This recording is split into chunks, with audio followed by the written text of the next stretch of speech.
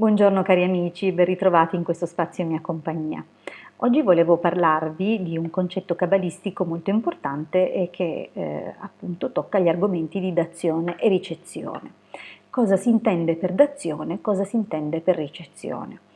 La dazione è l'atto di dare, cioè è quella parte della creazione che dona.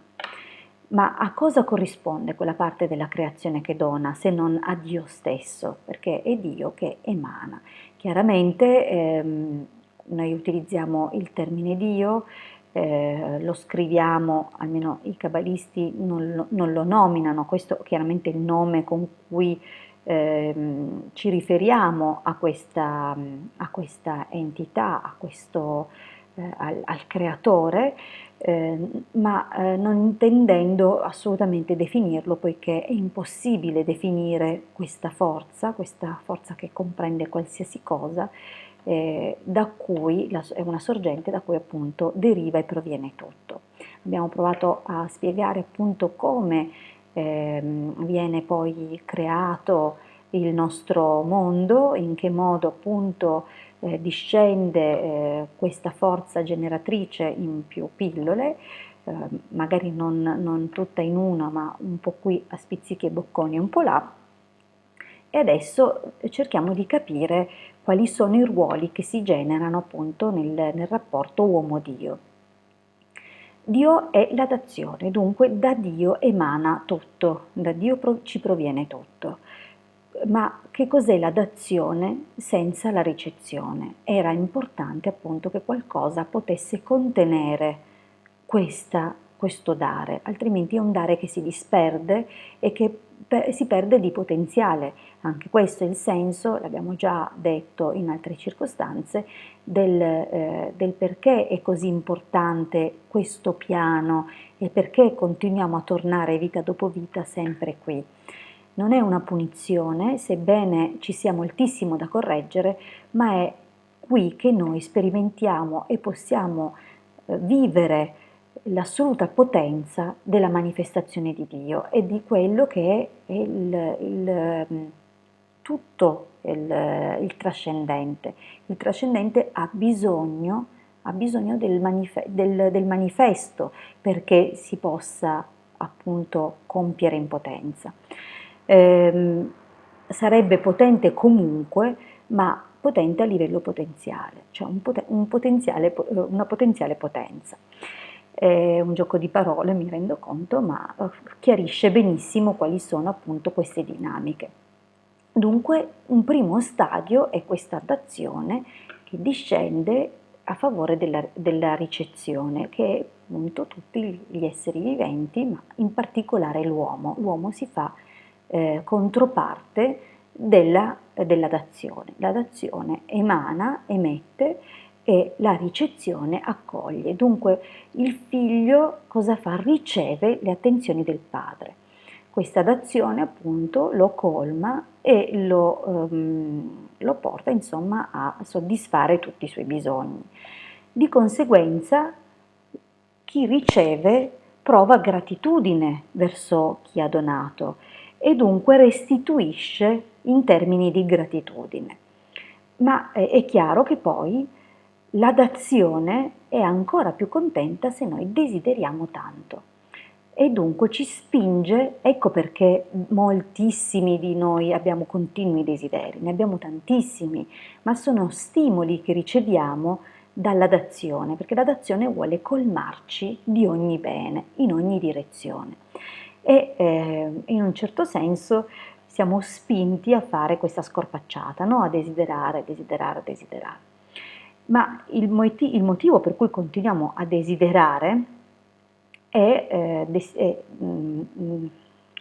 riconducibile alla nostra immaturità, poiché quando si raggiunge un successivo stadio, sì, desideriamo tante cose, ma cominciamo a desiderare di essere come la dazione. Ecco che qua si apre una nuova fase, ma il desiderare di essere come la dazione può essere molto differente se vissuto come il desiderare di essere esattamente come la dazione che dona, e dunque dona senza posa, dona costantemente a piene mani, elargisce continuamente senza star lì a guardare se ha dato o non ha dato, cosa ha fatto e allora si aspetta qualcosa in cambio, dà e basta. Il suo compito è solo dare e prova gioia infinita nel dare, non trattiene nulla per sé ma dona. E dunque c'è differenza fra essere esattamente così come Dio ed essere come Dio solo nel fatto di poter donare ma poi essere anche la ricezione, cioè nel momento in cui si vuole essere come Dio, ci si deve sganciare dal concetto di ricevere. Nel momento in cui siamo pieni e così in grado di dare, non dobbiamo più avere aspettative di ricevere. Ecco che in quel momento siamo come Dio. Ed è il senso della frase utilizzata: non si possono servire due padroni. In effetti, nel momento in cui vogliamo essere come Dio, noi dobbiamo essere proprio come Lui, donare e non pensare né a cosa abbiamo donato, né il perché, né il per come. Nel momento in cui riceviamo, accogliamo tutto quello che ci viene donato, senza fare tante domande, ma ringraziando, essendo felici di quello che riceviamo, e questo va benissimo, fa parte del disegno ed è uno degli stadi evolutivi dell'essere umano. Ma la differenza sostanziale fra appunto essere come il creatore ed elargire ed essere come il creatore ma elargire a se stessi è ovviamente abissale, cioè si percepisce, ed è stato questo il motivo della separazione. In che senso? Cosa voglio dire e dove voglio arrivare? Quale separazione intanto? La separazione che è avvenuta tra l'Adam Kadmon e Dio.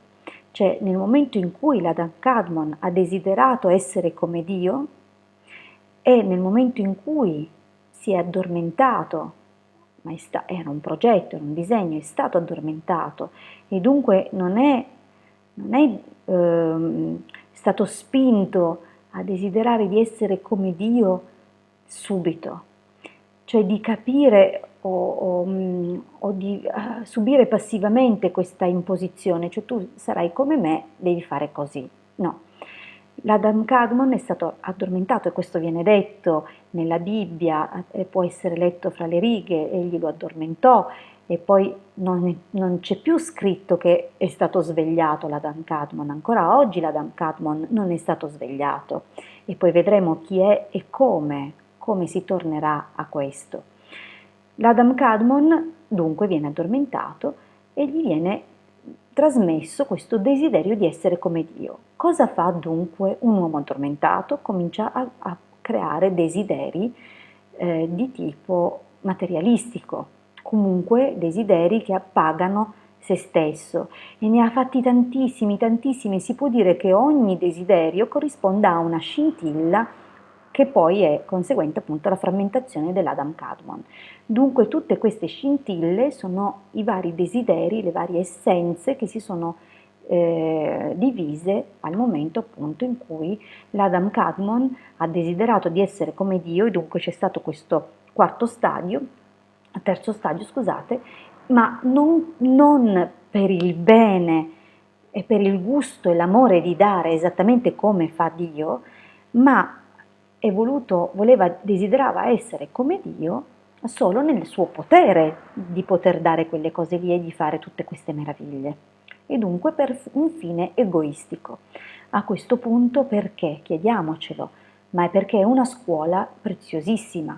Noi dobbiamo tornare a Dio e a desiderare di essere come Lui, come il Creatore, per il gusto e per l'amore di dare, non certo per un contropeso, una controparte. Dunque questo è il nostro compito. Come torneremo all'essere primo? Torneremo quando tutti questi frammenti si correggeranno e torneranno a desiderare di essere come Dio, perché completeranno così il quadro, il progetto che si è innescato con la prima fase, poi la seconda, la terza, la quarta fase sarà essere come Dio, ma nel suo modo più alto, cioè disinteressatamente donare e basta. Ecco, spero di essermi spiegata un pochino. Queste sono le varie fasi, faremo poi in seguito Un altro esempio che chiarirà molto bene con la storia di un invito a cena preso da Lightman, che è un grandissimo maestro cabalista, e che appunto chiarirà ulteriormente questo meccanismo. Ma intanto appunto cominciamo a ragionare su dazione e ricezione. Grazie per avermi ascoltato fino qui, vi auguro un buonissimo proseguimento e vi invito alla prossima condivisione. Un grande abbraccio dalla vostra Hildegarda. A presto!